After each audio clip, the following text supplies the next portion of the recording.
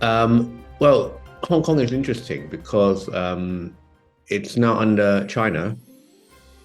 However, Hong Kong still has a fairly independent um, judicial system, our own set of laws, which could be quite different from the laws in mainland China.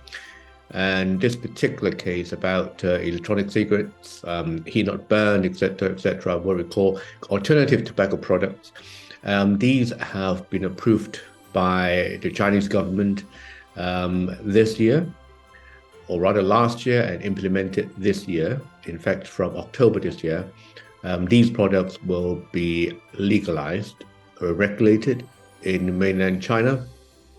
So anybody who apply and obtains the license can manufacture, sell, and so on these products. By the way, almost all alternative products in China are made in China. Hong Kong, as I said, has a very different system, and the government here in Hong Kong has decided to completely ban these products, again, effective this year.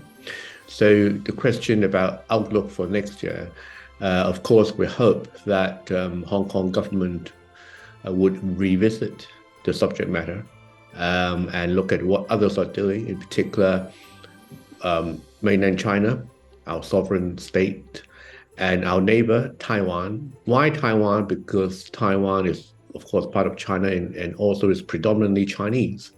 So if Hong Kong government want to use references, perhaps these two places, jurisdictions, could be very useful. So that's my hope that next year they will revisit the subject.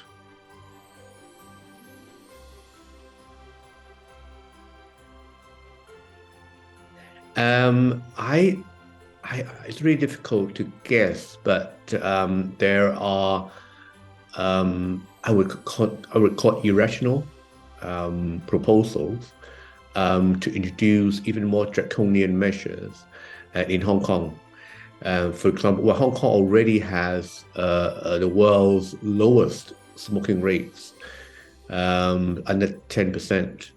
I think it's 8 or 9%. In other European countries, typically it's double that. So we believe as consumers, there's really no need for further draconian measures. But what has been proposed is that they would like to fix a year in the future, say 2025 or whatever. And from that point onwards, any newborn persons will not be allowed to purchase tobacco, even when they become adults. Well, it's a very big aspiration to stem out smoking altogether.